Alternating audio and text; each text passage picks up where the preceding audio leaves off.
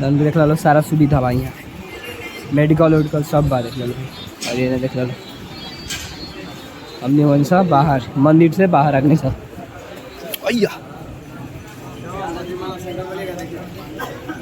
अभी अभी हमने जाते हैं सब बस तो, और सब लोग अभी आए नहीं थे।